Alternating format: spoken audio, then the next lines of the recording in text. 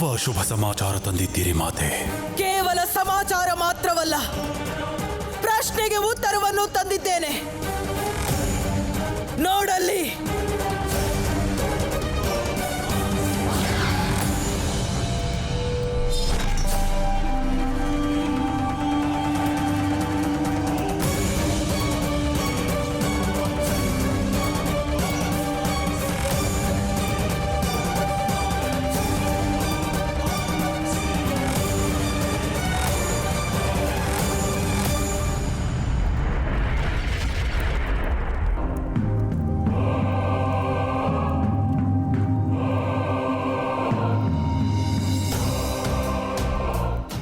ಮಹಾದೇವ, ನಮ್ಮ ಆರಾಧ್ಯ ದೈವ ಮಹಾದೇವ ಲಂಕೆಗೆ ಬಂದಿದ್ದರೆ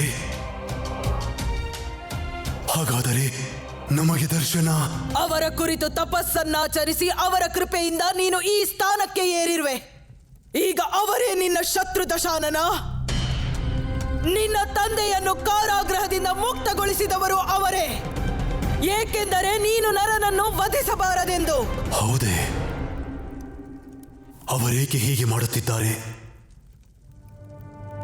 ಅಸೂಯೆ ಪುತ್ರ, ಅಸೂಯೆ. ನೀನು ಪೂರ್ಣವಾಗಿ ವಿಧಾತನಾಗಿದ್ದಕ್ಕೆ ಮಹಾದೇವನು ಭಯಭೀತನಾಗಿದ್ದಾನೆಂದು ತೋರುತ್ತದೆ. ಭಯ ಇರಬೇಕು ಮಾತೆ, ಆದರೆ ಆ ಭಯದಿಂದ ನಮ್ಮ ಅಸ್ತಿತ್ವಕ್ಕೆ ಧಕ್ಕೆಯಾಗಬಾರದಷ್ಟೇ. ಪುತ್ರ, ಮಾತೆ, ಮಹಾದೇವ ಒಳ್ಳೆಯದೇ ಮಾಡಿದ್ದಾರೆ. ಇಂತಹ ದೊಡ್ಡ ಷಡ್ಯಂತ್ರವನ್ನು ನೀನು ಒಳ್ಳೆಯದು ಎಂದು? ಮಾತೆ, ಆ ಮಹಾದೇವರು ನಮಗೆ ಸಹಾಯವನ್ನೇ ಮಾಡಿದ್ದಾರೆ. ಅವರು ನನ್ನ ಭಕ್ತಿ ನಿಷ್ಠೆಗಳಿಗೆ ಮೆಚ್ಚಿ ಋಣಮುಕ್ತನನ್ನಾಗಿಸಿದ್ದಾರೆ. ಅಂದರೆ ಇಂದು ನನ್ನನ್ನು ಪೂರ್ಣ ವಿಧಾತನನ್ನಾಗಿಸಿದ್ದಾರೆ.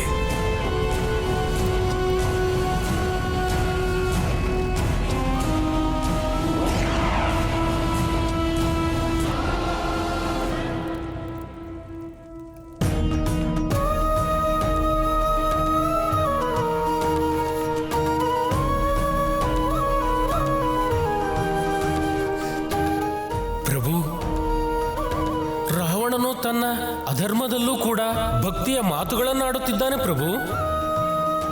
ಹೌದು ಪ್ರಭು, ಇದು ತುಂಬಾ ವಿಚಿತ್ರವಾಗಿದೆ. ಯೋಜನೆಗಳಂತೆ ವಿಚಾರಗಳು.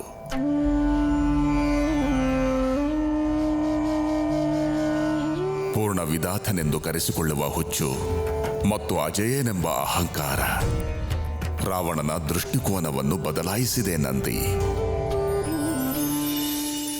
ಏಕೆ ಮಾತೆ? ವಿಧಾತನಾದ ನಿಮ್ಮ ಪುತ್ರನ ಮೇಲೆ ಇನ್ನೂ ನಂಬಿಕೆ ಇಲ್ಲವೇ? ನಾವೀಗ ಅಜೇಯರು. ಈಗ ನಮ್ಮ ಮೇಲೆ ಯಾವ ಋಣಭಾರವೂ ಇಲ್ಲ. ನಮ್ಮ ವಿರುದ್ಧ ನಿಲ್ಲುವ ಯಾವ ವಿಷ್ಣು ಭಕ್ತರೂ ಇಲ್ಲ. ನಿನ್ನ ಅತಿಯಾದ ಆತ್ಮವಿಶ್ವಾಸವು ನಿನ್ನನ್ನು ಸತ್ಯದಿಂದ ದೂರವಿಡುತ್ತಿದೆ ಪುತ್ರ. ವೇದವತಿಯ ಭಸ್ಮ ಇಂದಿಗೂ ಸುರಕ್ಷಿತವಾಗಿದೆ.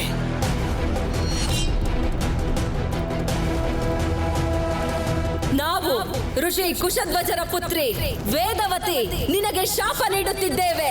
ನಿನ್ನನ್ನು ಸಂಹಾರ ಮಾಡುವ ವೀರನು ಈ ಸೃಷ್ಟಿಯಲ್ಲಿ ಆಗಲೇ ಜನ್ಮ ತಾಳಿದ್ದಾನೆ. ಮತ್ತೆ ನಾವು ಅವರ ಸಂಗಾತಿಯಾಗಿ ಮುಂದಿನ ಜನ್ಮದಲ್ಲಿ ನಿನ್ನ ಅಂತ್ಯಕ್ಕೆ ಕಾರಣರಾಗುತ್ತೇವೆ.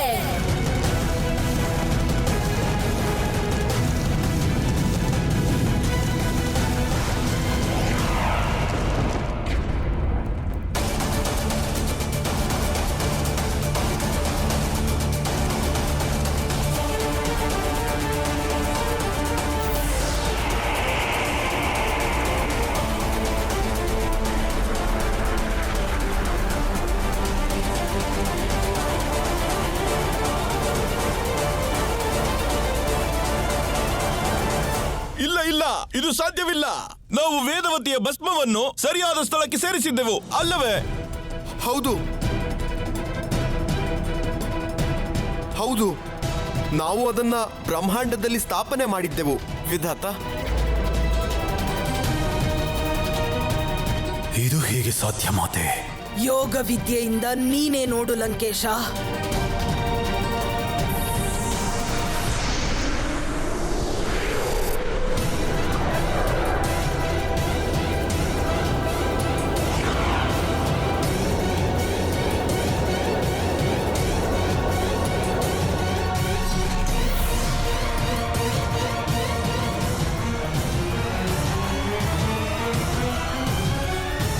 ಕ್ಷಮಿಸಿ ನಮ್ಮನ್ನು. ಕ್ಷಮಿಸಿ ನಮ್ಮನ್ನು ವಿಧಾತ, ಕ್ಷಮಿಸಿ ಬಿಡಿ. ಕ್ಷಮೆಯಲ್ಲ ಶಿಕ್ಷೆ. ಸಮಸ್ತ ಸೃಷ್ಟಿಗೆ ಶಿಕ್ಷೆ. ಒಂದು ವೇಳೆ ವೇದವತಿಯ ಭಸ್ಮದ ಕಲಶ ಭೂಗರ್ಭವನ್ನು ಸೇರಿದ್ದರೆ ನೀನದನ್ನು ಅವಶ್ಯವಾಗಿ ಮರಳಿಸಬೇಕು ಭೂದೇವಿ.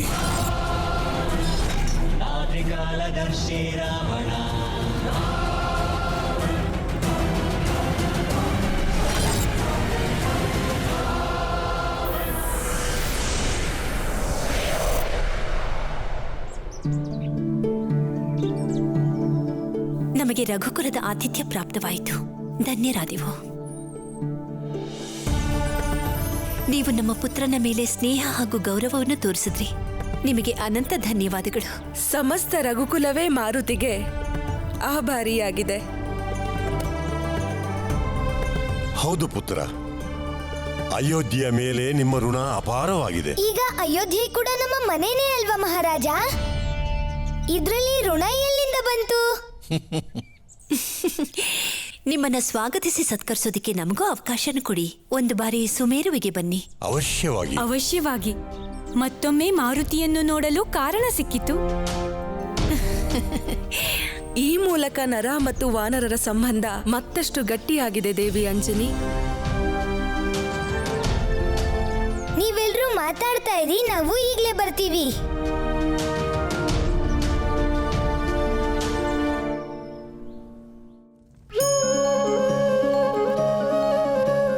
ಪ್ರಣಾಮಗಳು ಪ್ರಭು.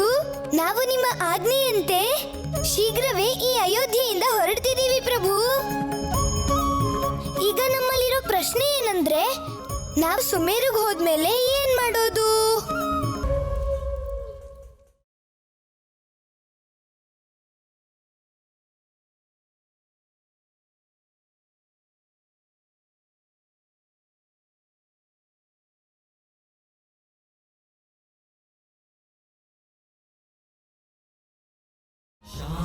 ಪ್ರಣಾಮಗಳು ಪ್ರಭು. ಹನುಮ, ನೀವು ಚಿಂತಿಸುವ ಅವಶ್ಯಕತೆ ಇಲ್ಲ, ಏಕೆಂದರೆ ಇದು ಮಹಾಯಾತ್ರೆಯ ಆರಂಭ. ಇಂದು ನೀವು ರಾಮನ ವಿಶೇಷ ಯಾತ್ರೆಗೆ ಹೊರಡುತ್ತಿದ್ದೀರಿ. ಅದಕ್ಕೆ ನಾವು ಸದಾ ಸಿದ್ಧರಾಗಿದ್ದೀವಿ ಪ್ರಭು. ಹೊರಡಿ ಹನುಮ, ನಿಮ್ಮ ಆಗಮನಕ್ಕಾಗಿ ಮಾತೆ ಕಾಯುತ್ತಿರುತ್ತಾರೆ. ಮತ್ತೆ ನಿಮ್ಮನ್ನು ಸುಮೇರುವಿನಲ್ಲಿ ಭೇಟಿಯಾಗುತ್ತೇವೆ.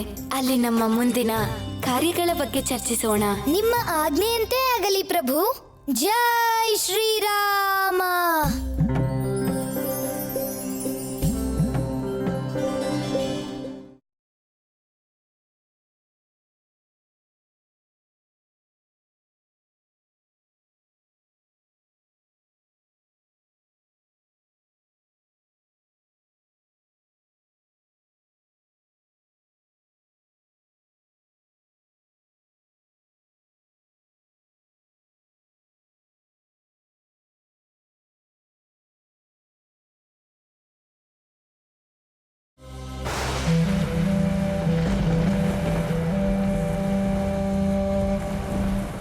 ಭೂದೇವಿ, ಈ ಸೃಷ್ಟಿಯು ನಿಮ್ಮನ್ನು ಧರಣಿ ಮಾತೆ ಎಂದು ಕರೆಯುತ್ತದೆ.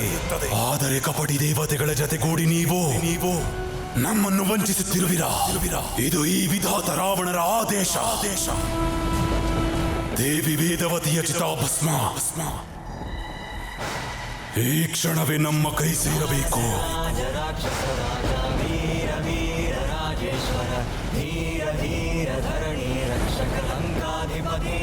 ಸರಿ, ಹಾಗಾದರೆ ನೀವೀ ವಿಧಾತ ರಾವಣರ ಆದೇಶದ ವಿರುದ್ಧವಾಗಿ ವರ್ತಿಸಲು ಇಚ್ಛಿಸಿದ್ದರೆ ಅದಕ್ಕೆ ಪ್ರತಿಫಲವನ್ನು ನೀವು ಅನುಭವಿಸಲೇಬೇಕು. ಈಗ ನೀವೇ ನೋಡುತ್ತೀರಿ ಭೂದೇವಿ, ಪ್ರಶಾಂತವಾದ ನಿಮ್ಮ ಸಿರಿಯನ್ನು, ಸಮೃದ್ಧವಾದ ನಿಮ್ಮ ಗರ್ಭವನ್ನು ಸೆಳಿ ಚಿನ್ನ ಭಿನ್ನಗೊಳಿಸುತ್ತೇವೆ. ಅದರ ಪರಿಣಾಮ ವೇದವತಿಯ ಭಸ್ಮವಷ್ಟೇ ಅಲ್ಲ, ಒಂದು ಹುಲ್ಲು ಕಡ್ಡಿಯು ಮೊಳೆಯದಷ್ಟು ಬರಿದಾಗುತ್ತದೆ ನಿಮ್ಮ ಒಡಲು.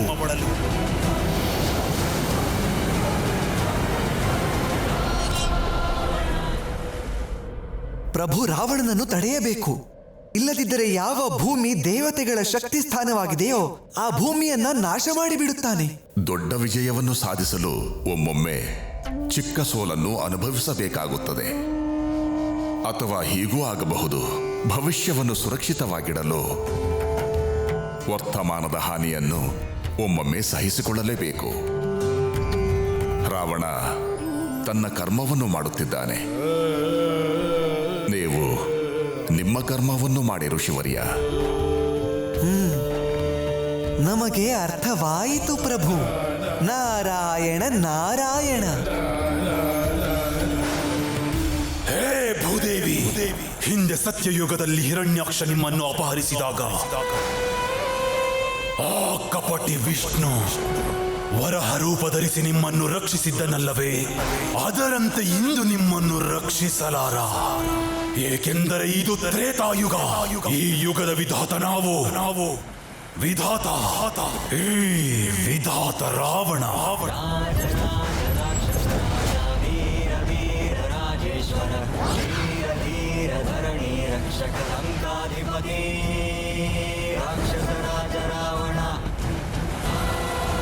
ಈ ಪ್ರಬಲ ವಿಶಾಸ್ತ್ರದಿಂದ ನಿಮ್ಮನ್ನು ಶಾಶ್ವತವಾಗಿ ಬಂಜೆಯಾಗಿಸುತ್ತೇವೆ.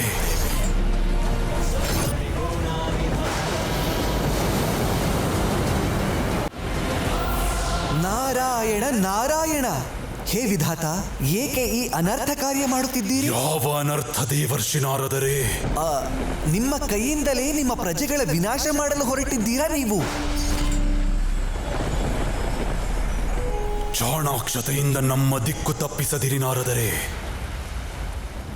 ನಾವು ವಿಧಾತ ರಾವಣ, ಮಂದ ಬುದ್ಧಿ ರಾಕ್ಷಸನಲ್ಲ ನಾರದರೆ. ಶಸ್ತ್ರವಿದ್ಯಾ ನಿಪುಣರಷ್ಟೇ ಅಲ್ಲ ನಾವು, ಎಲ್ಲ ಬಲ್ಲ ಮೇಧಾವಿ. ಭೂದೇವಿ ರಕ್ಷಣೆಯೇ ನಿಮ್ಮ ಗುರಿ. ಇದು ನಮಗೆ ತಿಳಿದಿಲ್ಲವೆಂಬ ಮೂರ್ಖತನ ಬೇಡ. ಅಧಿಕಾರದ ಜೊತೆಗೆ ಸಂದೇಹದ ಬುದ್ಧಿಯೂ ಕೂಡ ಬಂದಿದೆ ನಿಮಗೆ ಲಂಕೇಶ. ನಾವು ಬರೀ ಪ್ರತಿನಿಧಿಗಳು ಅಷ್ಟೇ, ಮನಸ್ಸಿಗೆ ಬಂದಿದ್ದನ್ನ ಹೇಳಿಬಿಡುತ್ತೇವೆ ಅಷ್ಟೇ. ನೀವಂತೂ ಲಂಕೆಯ ರಾಜ, ಎಲ್ಲರ ಯೋಚನೆಗಳನ್ನು ಅರ್ಥ ಮಾಡಿಕೊಳ್ಳುವ ಅಂತರ್ಯಾಮಿ ವಿಧಾತ ನೀವು. ನಿಮ್ಮನ್ನು ದಾರಿ ತಪ್ಪಿಸುವಷ್ಟು ಧೈರ್ಯ ನಮಗೆಲ್ಲಿದೆ? ನಾರಾಯಣ ಹರ ಹರ ಮಹಾದೇವ, ಹರ ಹರ ಮಹಾದೇವ. ಮತ್ತಷ್ಟು ಸಮಯ ವ್ಯರ್ಥ ಮಾಡಬೇಡಿ, ಈ ಕ್ಷಣವೇ ಇಲ್ಲಿಂದ ಹೊರಡಿ. ಕ್ಷಮಯ ಧರಿತ್ರಿ, ಭೂದೇವಿಯನ್ನು ಕ್ಷಮಿಸುವವರಲ್ಲ ನಾವು. ಸ್ವಲ್ಪ ನಿಲ್ಲಿ. ನಮ್ಮ ಬೆರಳಿಗೇನಾದರೂ ಗಾಯವಾದರೆ ಇಡೀ ಶರೀರಕ್ಕೆ ಔಷಧಿ ನೀಡುತ್ತೇವೆಯೇ ವಿಧಾತ? ನಮ್ಮ ತಾಳ್ಮೆಯನ್ನು ಪರೀಕ್ಷಿಸಬೇಡಿ ನಾರದರೆ. ನಮ್ಮ ಕ್ರೋಧಾಗ್ನಿಗೆ ಸಿಲುಕಿ ಭಸ್ಮವಾಗಬೇಡಿ. ಪಾಪವನ್ನು ನಾಶ ಮಾಡುವ ಗಂಗಾ ಮತ್ತು ಹಿಮಾಲಯದ ನಡುವೆ ಒಂದು ಪವಿತ್ರ ಭೂಮಿ ಇದೆ. ಅದನ್ನು ಮಿಥಿಲಾ ಎಂದು ಕರೆಯುತ್ತಾರೆ. ವೇದವತಿಯ ಭಸ್ಮ ಅಲ್ಲೇ ಸುರಕ್ಷಿತವಾಗಿರುವುದು ರಾಕ್ಷಸ ರಾಜ. ಉಳಿದದ್ದು ನಿಮಗೆ ಹೇಳುವ ಅಗತ್ಯವಿಲ್ಲ. ನೀವು ಸಹ ತ್ರಿಕಾಲದರ್ಶಿಗಳು. ನಮಗೆ ಪೂರ್ತಿ ನಂಬಿಕೆ ಇದೆ ತ್ರೇತಾಯುಗದ ವಿಧಾತ ಸರಿಯಾದ ನಿರ್ಧಾರ ಮಾಡುತ್ತಾರೆ ಎಂದು. ಹರ ಹರ ಮಹಾದೇವ, ಹರ ಹರ ಮಹಾದೇವ. ಮಹಾರಾಜ, ದೇವಿ ಅಂಜನಿಯವರ ಅಯೋಧ್ಯ ಯಾತ್ರೆ ಹೇಗಿತ್ತು? ಅತ್ಯಂತ ಸುಖಕರವಾಗಿತ್ತು ಗುರುದೇವ. ಉತ್ಸಾಹದ ವಾತಾವರಣವಿದೆ ಅಲ್ಲಿ. ಪ್ರಣಾಮಗಳು ಗುರುದೇವ. ಪ್ರಣಾಮಗಳು ದೇವಿ. ಕೊನೆಗೂ ಮಾರುತಿಯ ಯಾತ್ರೆಯ ರಾಮಜನ್ಮದ ಉದ್ದೇಶ ಸಫಲವಾಗಿದೆ. ಈಗ ಮಾರುತಿ ಗುರುಕುಲಕ್ಕೆ ಹೋಗುವ ಸಮಯವಾಗಿದೆ. ದೇವಿ ಅಂಜನಿ, ನೀವು ಮಾರುತಿಯನ್ನು ಕರೆದುಕೊಂಡು ಬರುವಿರಾ? ಅವಶ್ಯವಾಗಿ ಕರ್ಕೊಂಡು ಬರ್ತೀನಿ.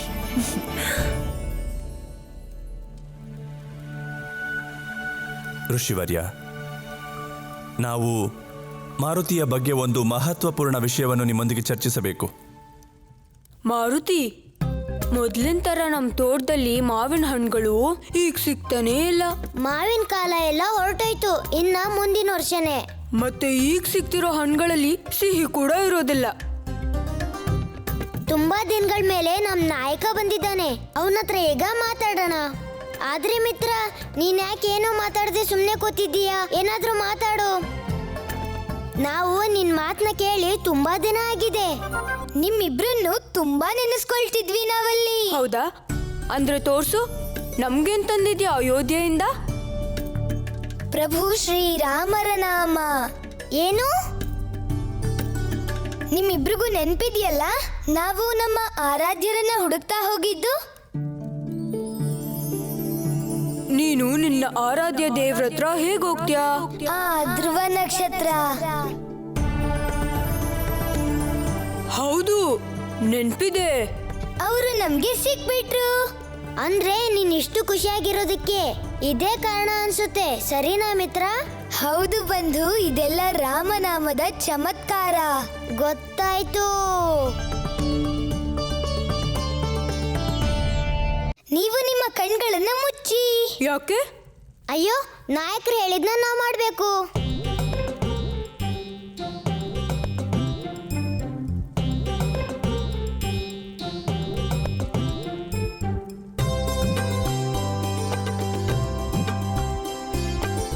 ಹೌದಾ? ನಿಜಾನಾ? ಅದು ಖಂಡಿತವಾಗ್ಲೂ ಸಿಗುತ್ತಾ?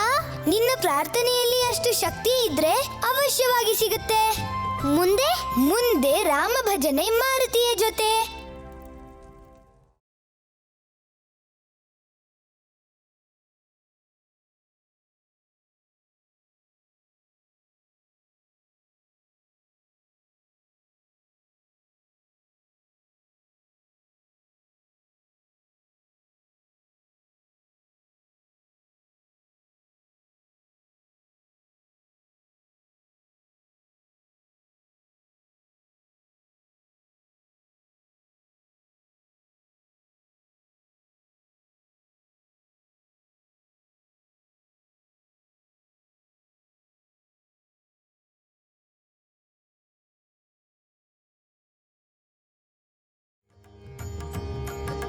ಮಾರುತಿ ಏನ್ ಮಾಡ್ತಿದ್ದಾರೆ ಅಂತ ನೋಡಿದ್ರ ನೀವು?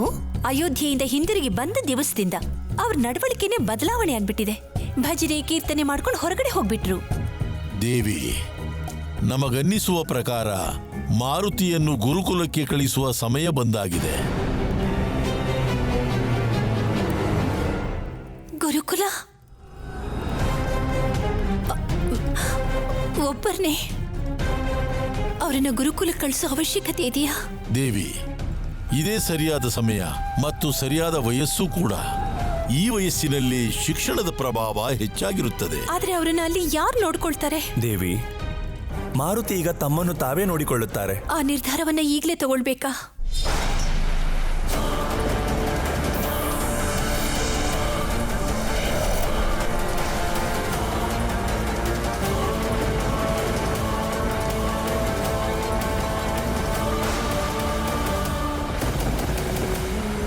ನಾರದರ ಮಾತು ಸತ್ಯ.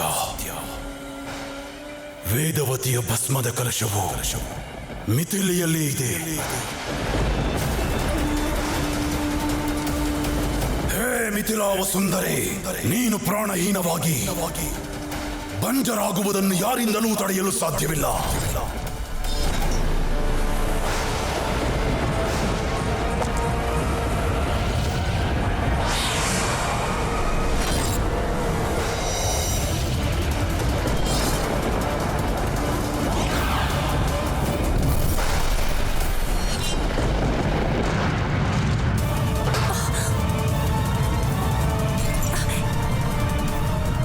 ಮಹಾದೇವ, ನೀವು ಇಲ್ಲೇ ಇರಿ, ನಾವು ನೋಡುತ್ತೇವೆ.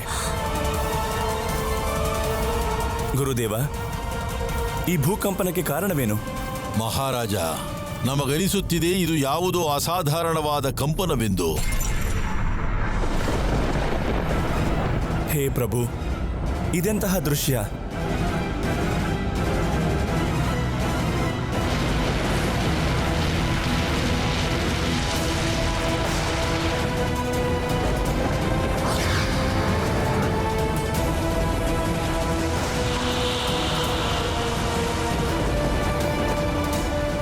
ನೋಡು ವಿಷ್ಣು, ನಿನ್ನ ಭಕ್ತಿಯ ನಿಯತಿಯ ನೋಡು. ವಿಷ್ಣು ಭಕ್ತ ಸುಂದರಿ ವೇದವತಿಯ ಆರ್ತನಾದ ಶಾಶ್ವತವಾಗಿ ಮಿಥಿಲೆಯ ಮಣ್ಣಲ್ಲಿ ಇತಿಹಾಸವಾಗುತ್ತದೆ. ವೇದವತಿಗೊದಗಿದ ಈ ಗತಿ ವಿಧಾತ ರಾವಣನನ್ನು ವಿರೋಧಿಸುವ ದುಸ್ಸಾಹಸಿಗಳಿಗೆ ಆಗಲಿ ತಕ್ಕ ಪಾಠದ ದುರ್ಗತಿ.